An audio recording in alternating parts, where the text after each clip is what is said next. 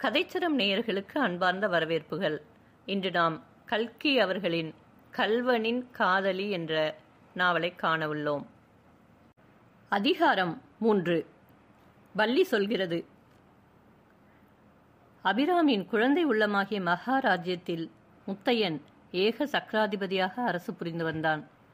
பால்மணம் மாறாத ஒரு பெண் குழந்தை தன்னுடைய தாயார், தகப்பனார், பாட்டன், பாட்டி, மாமன், மாமி, சித்தி, அத்தை முதலிய உறவினர் எல்லோரிடத்தும் செலுத்துவதற்குரிய அவ்வளவு நேசத்தையும் அவள் தன்னுடைய அண்ணன் மீதே செலுத்தி வந்தாள். தட்டு தடுமாறி நடக்கும் சின்னம் சிறு வயதிலே அண்ணன் பள்ளிக்கூடம் போகும் பொழுது இவள் தானும் போவேன் என்று அழுவாள். அவன் பள்ளிக்கூடத்திலிருந்து திரும்பி வரும்பொழுது இவள்தான் வாசல் கதவை திறக்க வேண்டும். வேறு யாராவது திறந்து விட்டால் அன்று வீடு ரகளைப்பட்டு போகும். வீட்டில் தனக்கு பட்சணம் கொடுத்தால் அதை தின்னமாட்டாள். பத்திரமாக வைத்திருந்து அண்ணன் பள்ளிக்கூடத்திலிருந்து வந்த பிறகு அவனுக்கு கொடுத்து விட்டுத்தான் தின்பாள். ராத்திரியில் அவன் கையால் பால் கொடுத்தால்தான் குடிப்பாள். அவன் வைதாலும் அடுத்தாலும் கூட அவளுக்கு சந்தோஷமே. அவள் பொறுக்காத விஷயம் ஒன்றே ஒன்றுதான். முத்தையன் தன்னுடன் காய் விட்டு விட்டாள், அதாவது பேச மாட்டேன் என்று சொன்னால் அதை மட்டும் அவளால் சகிக்கவே முடியாது. தாங்க முடியாத துக்கம் வந்துவிடும். அழுது அழுது கண் சிவந்து போய்விடும். ஏற்கனவே இவ்வாறு இரத்த பாசத்தினால் பிணைக்கப்பட்ட இந்த குழந்தைகள் உலகத்திலே அனாதைகளாக விடப்பட்டதனால் அவர்களுடைய பரஸ்பர வாத்சல்யம் 1000 மடங்கு அதிகமாக இருந்தது. இப்படியாக தன்னுடைய குழந்தை இருதயத்தில் அன்பு முழுவதையும் உரிமை கொண்ட அண்ணன் இப்பொழுது கொஞ்ச நாளாக ஏதோ ஒரு மாதிரியாக இருந்து வருவதை அபிராமி உணர்ந்தாள். அவனுக்கும் தனக்கும் இடையில் ஏதோ ஒரு விதமான மானசீக தடை ஏற்பட்டு வருவதாக அவளுக்கு தோன்றிற்று. அடிக்கடி முத்தையன் சிந்தனையில் ஆழ்ந்து விடுவான். அபிராமி சொல்வது அவனுடைய காதில் விழாது. என்ன அண்ணா யோசிக்கிறாய் என்று கேட்டால், உனக்கு ஒன்றுமில்லை போ என்பான். இவள் ஏதாவது விளையாட்டாக பேசினால், என்ன விளையாட்டு, சும்மா இரு என்று சிரிசிருப்பான். சிரித்தால் கூட சிரிக்க மாட்டான். அபிராமிக்கு உலகம் கொஞ்சம் தெரிய ஆரம்பித்திருந்த சமயம். தங்களுடைய குடும்ப நிலை சரியில்லை. அண்ணனுக்கு உத்தியோகம் கிடைக்கவில்லை என்பது அவளுக்கு தெரிந்திருந்தது. ஆனால் அதனால் எல்லாம் தன்னிடம் அவன் அப்படி இருக்க வேண்டிய அவசியம் என்ன? இளம் வயதில் அவள் காதில் வீழ்ந்த சில வார்த்தைகள் அவளுக்கு ஞாபகம் வந்தன. இந்த துக்கிரி அபிராமி பிறந்தது முதல் குடும்பத்திற்கு கஷ்டகாலம்தான். ஒருவேளை இது உண்மையாக இருக்குமா? அண்ணன் கூட அப்படி நினைக்கிறானோ? புத்தியிலும் யுக்தியிலும் சாமர்த்தியத்திலும் தன்னுடைய அண்ணனுக்கு நிகழ்ந்த உலகத்திலே எங்குமே கிடையாது என்பது அபிராமியின் எண்ணமாகவே. அவனுக்கு உத்தியோகம் கிடைக்காததற்கு காரணம் தன்னுடைய துரதிருஷ்டம் என்ற தீர்மானத்துக்கே அவள் வந்துவிட்டாள். ஒரு நாள் இதை பற்றி முத்தையனிடம் பேசத் தொடங்கினாள். ஐயோ, அதனுடைய விபரீதமான விளைவை இப்பொழுது நினைத்தாலும் அபிராமிக்கு உடம்பு நடுங்கிற்று. அண்ணா, முன்னையே எல்லோரும் சொல்லியிருக்கா, நான் பிறந்ததினாலே தான் உனக்கு எல்லா கஷ்டமும், நான் தானே உன் துரதிருஷ்டத்திற்கெல்லாம் காரணம் என்று அவள் சொல்ல ஆரம்பிக்கவும் முத்தையன் தன் சாவி குத்தில் தொங்கிய பேனா கத்தியை சட்டென்று பிரித்து கொண்டு, அபிராமி, இதோ பார், இந்த வார்த்தை இன்னும் ஒரு தடவை சொன்னாயோ உன்னையும் கொன்றுவிட்டு நானும் செத்துப் போவேன் என்பான். அதற்கு பிறகு அபிராமி அந்த பேச்சை எடுப்பதில்லை.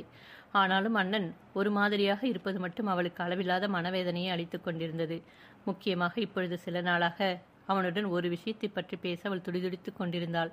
கல்யாணியை முறை பிரகாரம் முத்தையனுக்கு கட்டி கொடுத்திருக்க வேண்டும் என்று அவளுக்கு தெரிந்திருந்தது. ஆகவே கல்யாணிக்கு வேறு இடத்தில் கல்யாணம் நிச்சயமான செய்தி அபிராமிக்கு அளவில்லாத ஆத்திரத்தை மூட்டிற்று. அதை பற்றி முத்தையனிடம் பேச வேண்டும் என்றும் கல்யாணியையும் கல்யாணியின் தாயார் தகப்பனாரையும் அவளை கல்யாணம் செய்து கொள்ளப் போகிறவனையும் வாயார மனமாற திட்ட வேண்டும் என்று அவளுக்கு ஆத்திரமாக இருந்தது. ஆனால் முத்தையன் தான் இப்பொழுதெல்லாம் அருகில் நெருங்கினாலே எரிந்து விடுகிறானே. முன் அத்தியாயம் சொன்ன சம்பவம் நடந்து 2 நாள் முத்தையன் வீட்டிற்குள்ளேயே உடம்பு சரிபடவில்லை என்று படுத்துக் கொண்டிருந்தான்.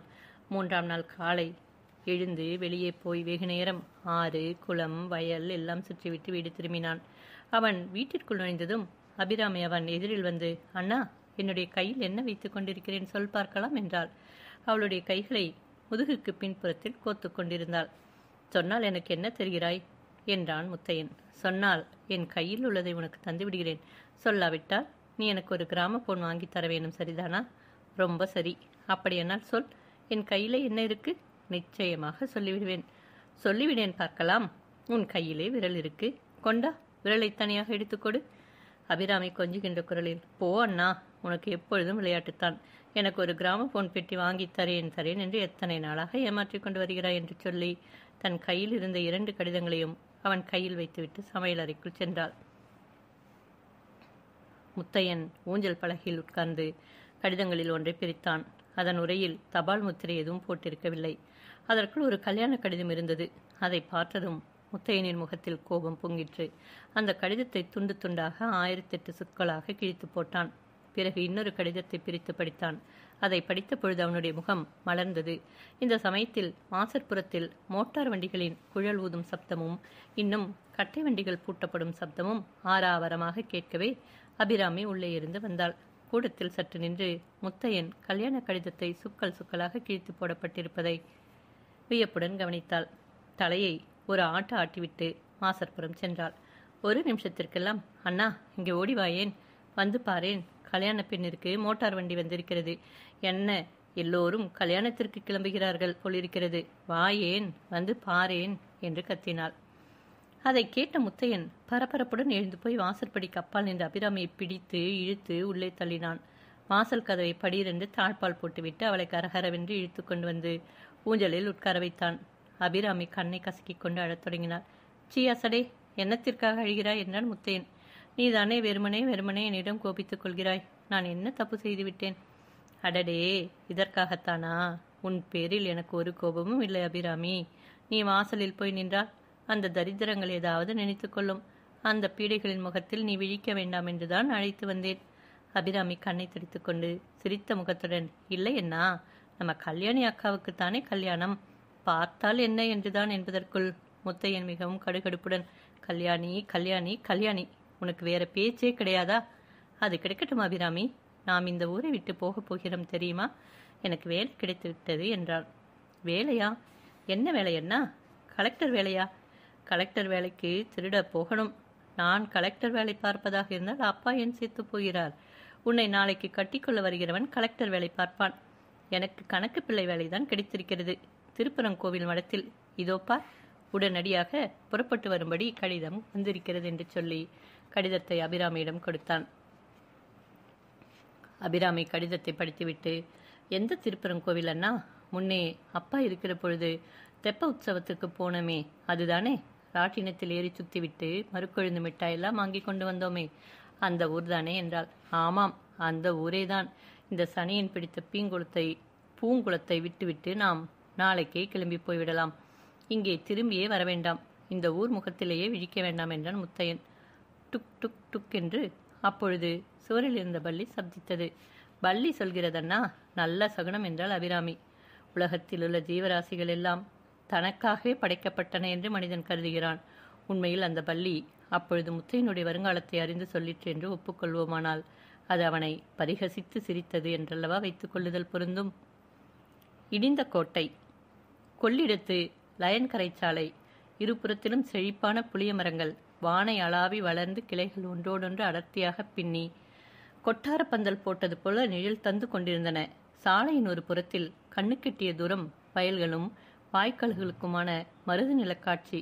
சில வயல்களில் உழவர்கள் உழுது கொண்டிருந்தார்கள். சிலவற்றில் நடவு நட்டாகி கொண்டிருந்தது. வேறு சில வயல்களில் பயிர் வளர்ந்து பச்சை பசேல் என்று இருந்தது. இடையிடையே குளிர்ந்த தென்னந்தோப்புகள்.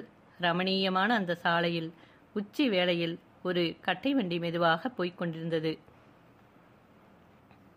அதில் குடும்பத்திற்கு அவசியமான தட்டுமுட்டு சாமான்கள் ஏற்றப்பட்டிருந்தன. பின்னால் காலை தொங்க போட்டுக்கொண்டு அபிராமி உட்கார்ந்திருந்தாள். அந்த வேளையில் அந்த குளிர்ந்த சாலையில் பிரயாணம் செய்வதே ஒரு ஆனந்தம். அதிலும் குழந்தை உள்ளத்தின் குதூகலத்திற்கு கேட்க வேண்டுமா? அபிராமி ராதே கிருஷ்ணன் போல முகசே என்று ஹிந்துஸ்தானி பாட்டு மெட்டில் தானே இட்டுக்கட்டிய பாட்டு ஒன்றை வெகு ஜோராக பாடிக்கொண்டிருந்தாள். அண்ணன் தங்கை 2 பேரும் குழந்தைகளாக பட்டணத்தில் வளர்ந்த காலத்தில் அவர்களுக்கு பாட்டிலே பிரேமையும் பயிற்சியும் ஏற்பட்டிருந்தன. பின்னால் கிராமத்திற்கு வந்த பிறகு அபிராமிக்கு சங்கீத பயிற்சியை விருத்தி செய்து கொள்ள சௌகரியமில்லை என்றாலும் அங்கே இங்கே கேட்டும் கிராமபோன் பிளேட் மூலமும் ஏதாவது புதுசாக பாட்டு கற்றுக்கொண்டுதான் இருந்தாள். சங்கீதத்தின் சக்திதான் எவ்வளவு அதிசயமானது! குதூகலத்தை அனுபவிப்பதற்கு எப்படி கானம் சிறந்த சாதனமாக இருக்கின்றதோ அதுபோலவே துக்கத்திலும் ஆறுதல் பெறுவதற்கு சங்கீதமே இணையற்ற சாதனமாக இருக்கிறது. வண்டிக்கு கொஞ்ச தூரத்திற்கு பின்னால் நடந்து வந்து கொண்டிருந்த முத்தையனும் பாடிக்கொண்டுதான் இருந்தான். எண்ணாத எண்ணமெல்லாம் எண்ணி எண்ணி எட்டாத பேராசை கோட்டை கட்டி என்னும் வரிகள் அவனுடைய வாய் பாடிக்கொண்டிருந்தது.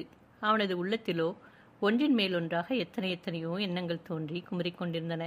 எந்த ஊரிலே உள்ள ஒவ்வொரு மரமும் செடியும் கொடியும் அவனுடைய உற்ற துணைவர்களைப் போல அவ்வளவு தூரம் அவனுடைய அன்பை கவர்ந்திருந்தனவோ, அந்த ஊரினுடைய மண்ணை உதறிவிட்டு அவன் இப்பொழுது போகிறான். அதை நினைத்த பொழுது அவனுடைய கண்களில் ஜலம் துளிர்த்தது. ஆனால் ஏதோ ஒரு வேலையொன்றாகி இனிமேல் பிற்கால வாழ்க்கை பற்றி கவலை இல்லாமல் இருக்கலாம் என்பதை எண்ணிய பொழுது ஒருவாறு ஆறுதல் ஏற்பட்டது. ஆனால் அந்த பிற்கால வாழ்க்கையை பற்றி அவன் கட்டிய ஆகாச கோட்டையெல்லாம் என்ன ஆயிற்று? பொலபொலவென்று உதிர்ந்து மண்ணோடு மண்ணாக அல்லவா போய்விட்டது. கல்யாணியின் வாழ்க்கையும் இவனுடைய வாழ்க்கையும் திட்டமாக பிரிக்கப்பட்டு போயின் அல்லவா. இனிமேல் அவை ஒன்று சேர்வதை பற்றி நினைக்க வேண்டியதே இல்லை. இந்த எண்ணத்தை சகிக்க முடியாதவனாக முத்தையன் விரைந்து நடந்து வண்டியின் முன்புறமாக வந்து வண்டிக்காரனை பார்த்து, சுப்பராயா, நான் கொஞ்சம் வண்டி ஓட்டுகிறேன், நீ இறங்கி நடந்து வருகிறாயா என்றான். வண்டிக்காரன் இறங்கியதும் தான் மூக்கணையில் உட்கார்ந்து மாடுகளை விரட்டு விரட்டென்று விரட்டினான். வண்டிக்காரனுக்கு திகில் உண்டாகிவிட்டது. அந்த சாலையோ ஆபத்தான சாலை. 2 பக்கமும் கிடுகிடு பள்ளம். ஒரு புறம் நதிப்படுக்கை, மற்றொரு புறம் வாய்க்கால். மாடு கொஞ்சம் மிரண்டாலும் வண்டிக்கு ஆபத்துதான். இப்படிப்பட்ட நிலையில் இந்த முரட்டு பிள்ளையிடம் மூக்கணாம் கயிற்றை கொடுத்து விட்டோமே என்று கதி கலங்கினான் வண்டிக்காரன். ஐயா ஐயா, நிறுத்துங்கய்யா, கொஞ்சம் நிறுத்துங்க ஐயா, உங்களுக்கு புண்ணியமா போகும் என்று கூறிக்கொண்டே லொங்கு லொங்கு என்று ஓடி வந்தான். ஆனால் வண்டி இப்படி வேகமாக ஓடியதில் அபிராமின் குதூகலம் அதிகமாயிற்று. பின்னால் சுப்பராயன் குடல் திரிக்க ஓடி வருவதை பார்த்து அவள் கலகலவென்று சிரித்தாள். அப்படி சிரித்து கொண்டிருக்கும் பொழுதே அவளுக்கு என்ன ஞாபகம் வந்ததோ என்னவோ தெரியாது. திடீரென்று அவளுடைய சிரிப்பு 10 மடங்கு அதிகமாயிற்று. குலுங்க குலுங்க வயிறு வலிக்கும்படி சிரித்தாள். முத்தையன் திரும்பி அவளை பார்த்து, ஏ பைத்தியம், எதற்காக சிரிக்கிறாய் என்றான். அண்ணா அண்ணா, சுப்பராயன் தொந்தியை பார்த்ததும் எனக்கு ஒன்று ஞாபகம் வந்தது. அதை நினைத்தால் சிரிப்பை அடக்கவே முடியவில்லை என்றாள் அபிராமி. போதும் போதும், பல்லை சுலுக்கிக் கொள்ளப் போகிறது. அது என்னவென்று சொல்லிவிடு என்றான் முத்தையன். சொல்லிவிடட்டுமா? கல்யாணி அக்காவை கல்யாணம் பண்ணிக்க போகிறார் பாரு, அவருக்கு பெரிய தொந்தி போட்டிருக்குமாம். இன்னைக்கு தானே கல்யாணம் அண்ணா, இத்தனை நேரம் தாலி கட்டி கொண்டிருப்பார் என்றாள். அடுத்த நிமிஷத்தில் சம்பவங்கள் வெகு துரிதமாக நடந்தன. முத்தையனுடைய மனக்காட்சியிலே 50 வயது கிழவர் ஒருவர் கல்யாணியின் கழுத்தில் தாலியை கட்டி கொண்டிருந்தார். அந்த காட்சி அவனை வெறிகொள்ளச் செய்தது. கையில் இருந்த தார்கழியினால் சுளீர் சுளீர் என்று மாடுகளை 2 அடி அடித்தான். அடுத்த கணத்தில் தாலி கட்டுவதை தடுக்க எத்தனித்தவன் போல மூக்கணையிலிருந்து குதித்தான். வண்டிக்கார சுப்பராயன், ஐயோ, குடியை கெடுத்தீங்களே என்று ஒரு கூச்சல் போட்டான். அபிராமிக்கு வானம் இடிந்து திடீரென்று தன் தலையில் விழுந்து விட்டது போல தோன்றிற்று. வண்டி குடை சாய்ந்தது.